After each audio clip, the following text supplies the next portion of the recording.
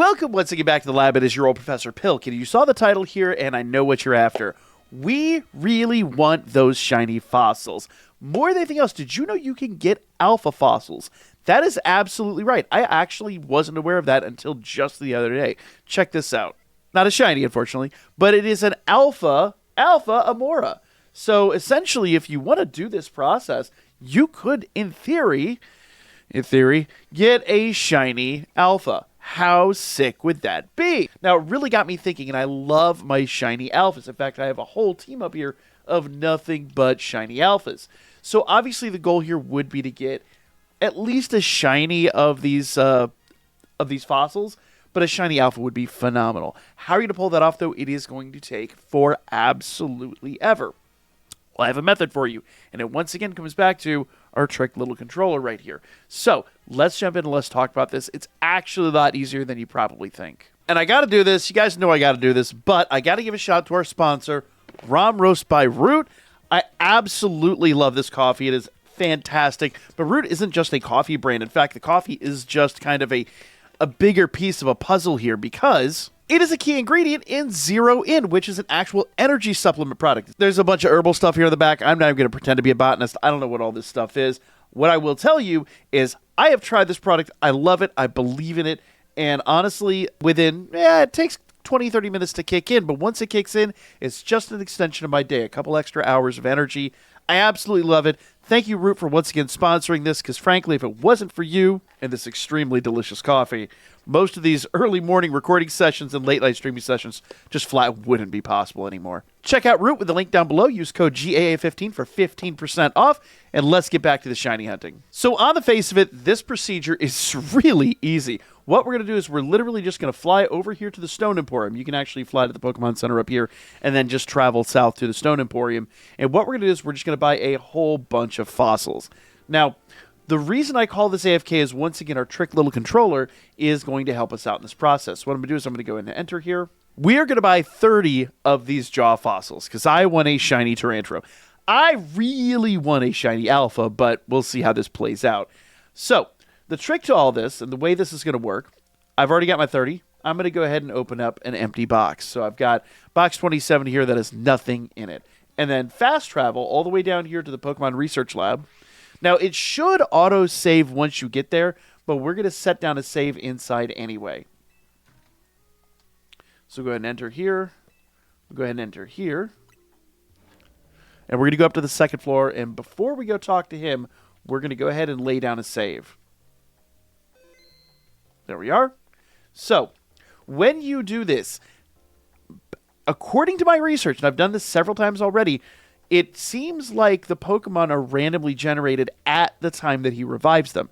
It's not like eggs. It's not like when you get the fossil, it's decided what it is. It's decided when he revives it, best I can tell. And I will show you what I mean, and I will prove that here in just a moment.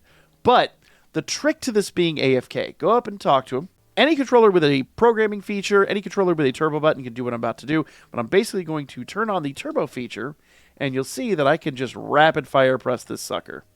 All I'm doing is I'm holding down the button, and it's going through everything. Super simple. But what about the AFK procedure? Well, he's going to give us our TYRUNT there. So what I'm going to do is I'm going to press and hold the program button right here on the bottom of the controller. It's going to vibrate to let me know it's ready, and then I can just rapid fire press the button like this. You don't even have to press it that fast. It's just what I'm going to do. And then I'm going to quickly press my program button. And what that's going to do is literally set a program that will just automatically press the button for me. And then on this particular controller, to run it, I press the program button and the button that I assigned simultaneously. And now it will just auto-run. You can see, like, on my controller here, it's blinking to tell me it's auto-running. So I'm just going to let that go and do its thing. So while we were gone, I brewed myself a little espresso. Pinky's out. Yes, it's in a teacup. It's not that serious. So I just pressed the program button one more time on my controller, and we get out of our dialog box. Now we should have a full box of Tyrantrums. Ooh, there's a female right there. Good grief. So to kind of show you that, yes, this is, and wow, no alphas. Okay, alphas are pretty rare. I'm not sure what the rate is on alphas, but they're pretty rare. So our first female was And also worth noting, this first one here is special defense down, defense up. And our first female is catty corner to him right there. And another female catty corner to him right there. So, yeah. Defense up, female, female. Remember that pattern, because what we're going to do is I'm going to go ahead and force close and restart the game.